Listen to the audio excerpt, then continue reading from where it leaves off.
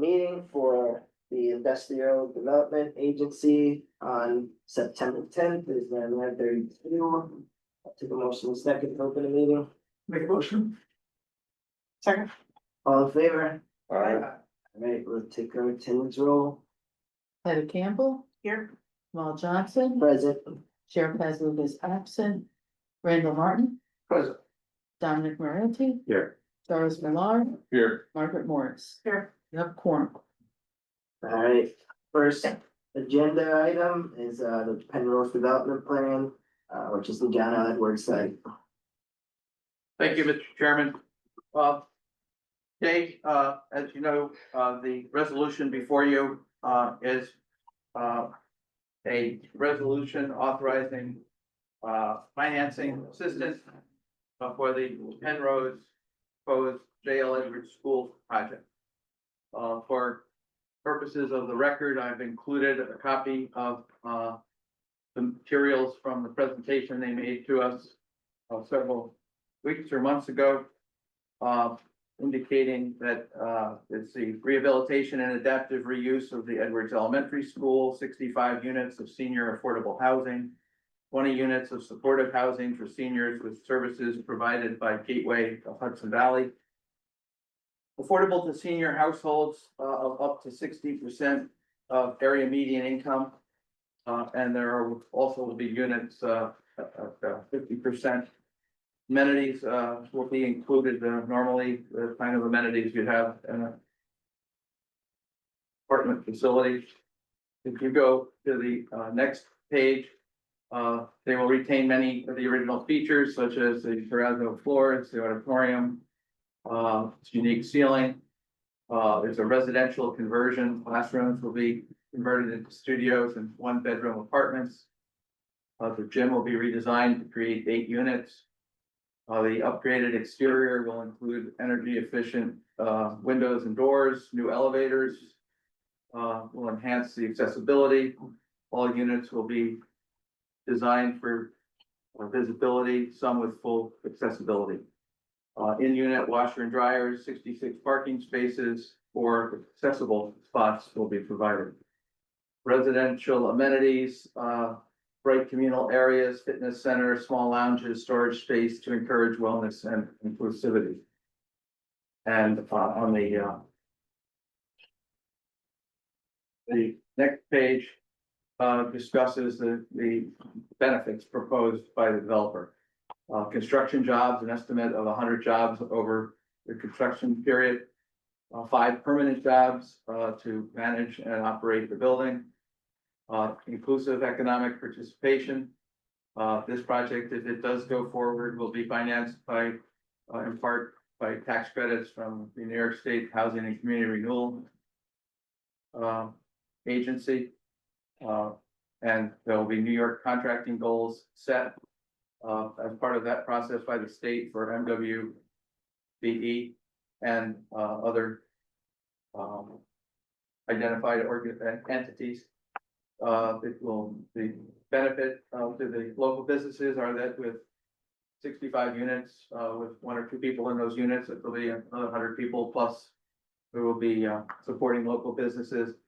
And property tax, well, if you do approve this resolution authorizing financial assistance, it would include a pilot agreement, which would activate a previously underutilized tax exempt property for public benefit.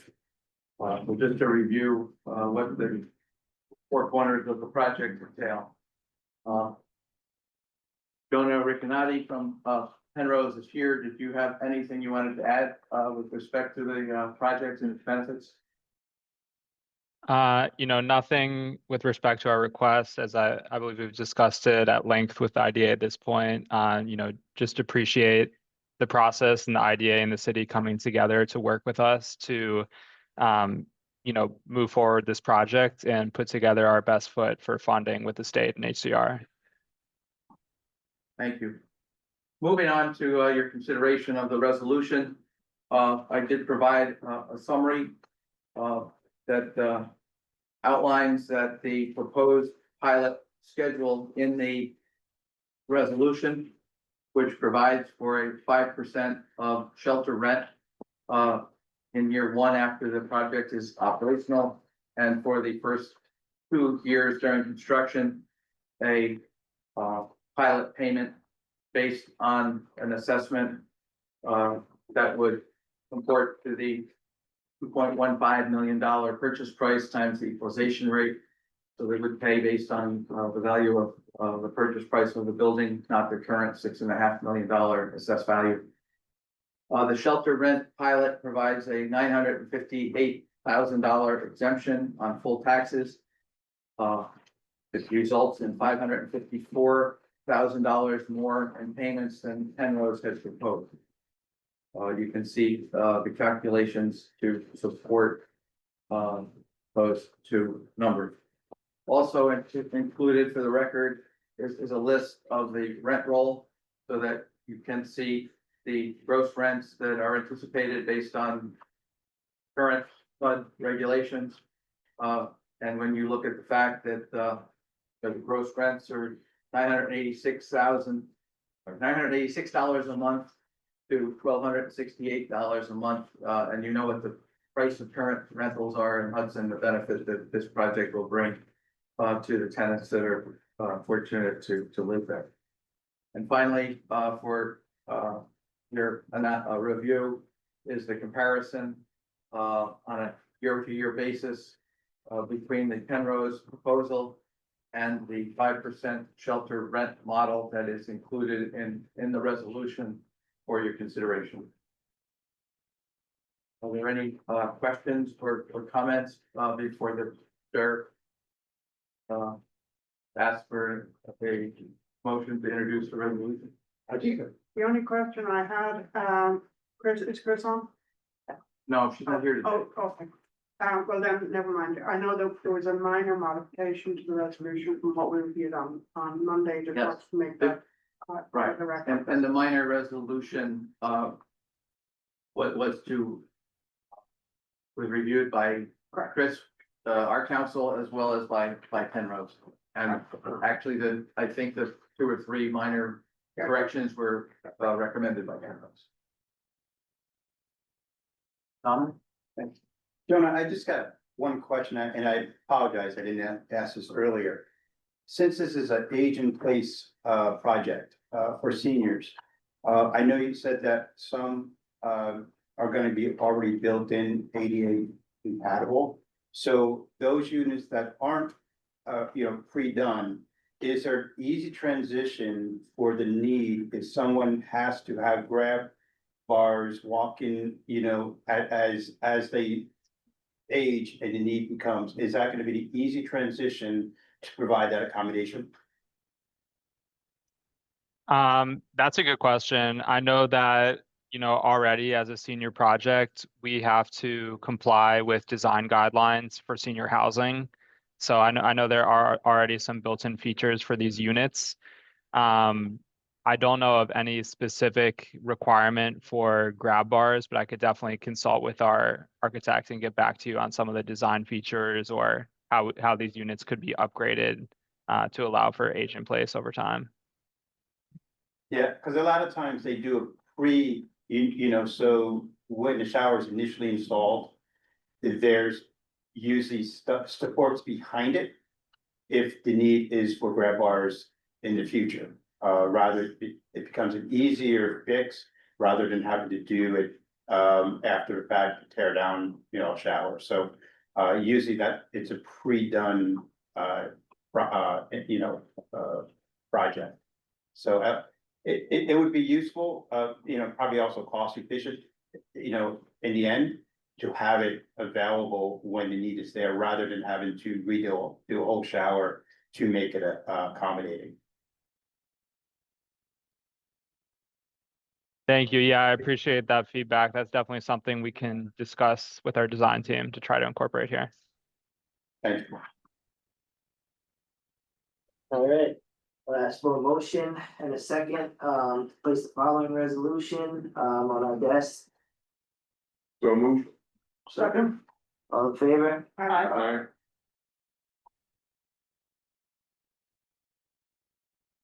All right, Next order of business was Sarah. That's in actions, next club. Thank you, Mr. Chairman. The next item, is, in connection with the Casetta Hudson Mansions project, which is the conversion of the Elks Club, former Elks Club on Union Street, 601 Union Street, into a hotel and banquet facility. As you know, they made a presentation at the regular IDA meeting. The resolution before you is, are two motions. One to accept their application, and the other, a resolution to authorize the IDA to hold a public hearing at a date to be determined. These are essentially ministerial matters. They don't, you're not in any way endorsing, approving, or the project. You're just authorizing the acceptance of the application that was submitted with their application fee, and the resolution authorizing a public hearing on the proposal that they have submitted. I'll ask for a motion in a second to accept the application of Hudson Mansion Partners LLC for 601 Union Street. Motion. Second. All in favor?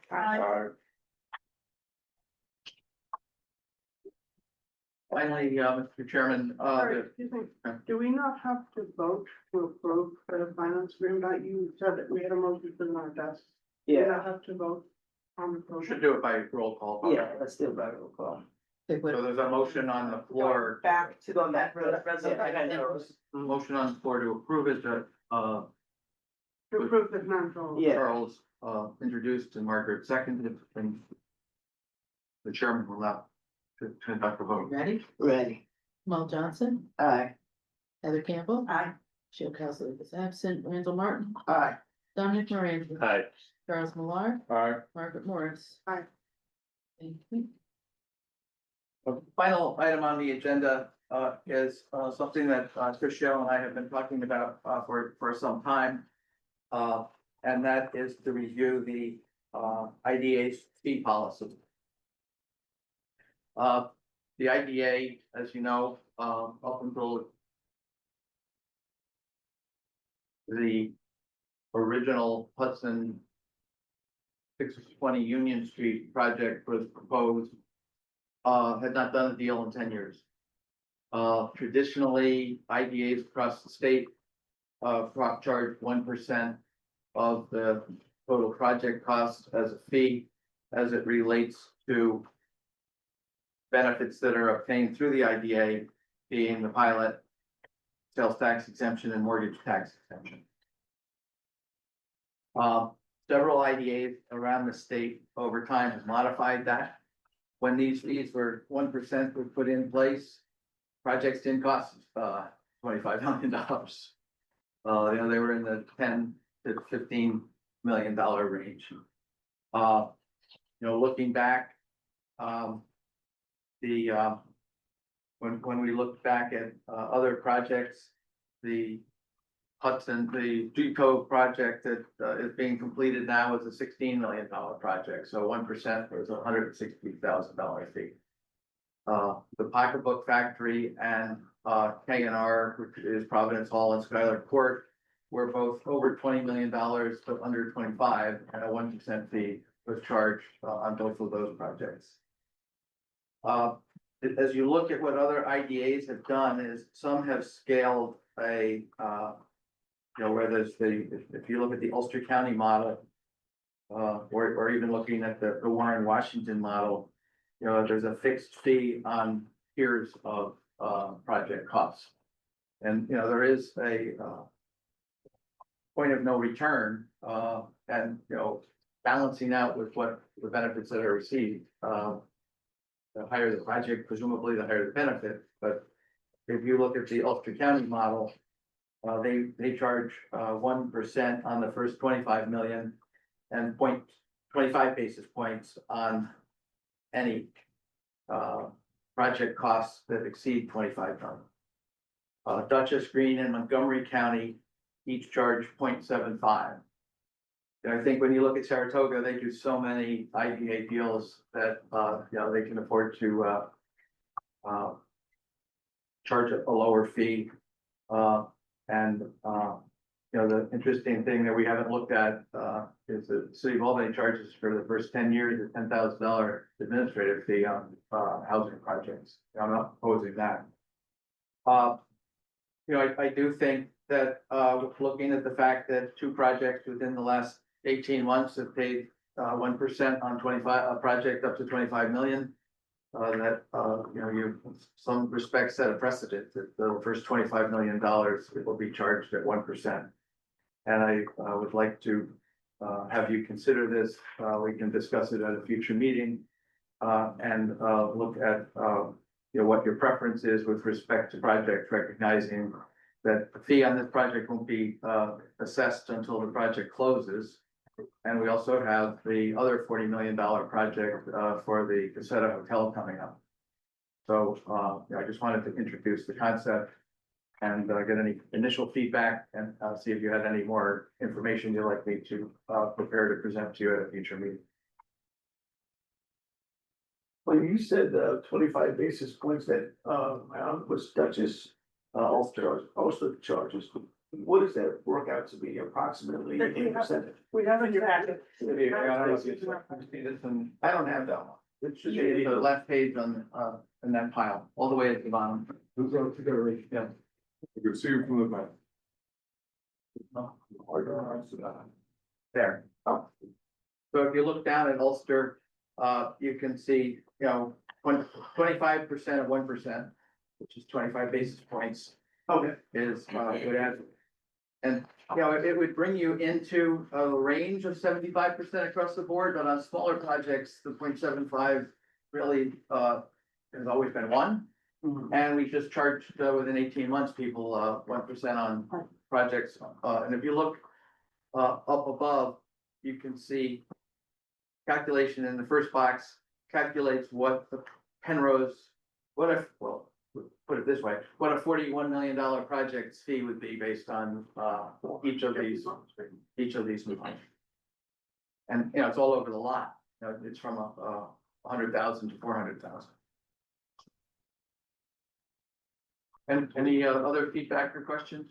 Would that 25 basis point, would that make us less competitive or more? I mean, Well, I think it would put you in line with at least Ulster, Dutchess, Green, Montgomery. Right. And, you know, Rensselaer County has no chart. They assess each project on its own, which I think it's really puts you, the developer, in a situation where there's no certainty.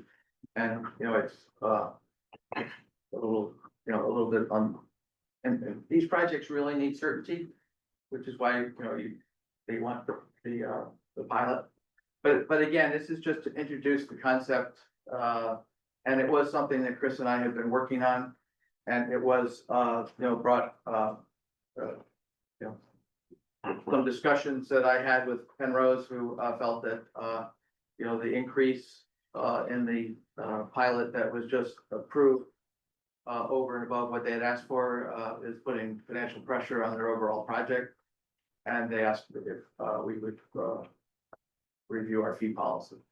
So in light of the fact that we have another $40 million project on the table before we get to a point where these projects close, I think it's better to put a policy in place.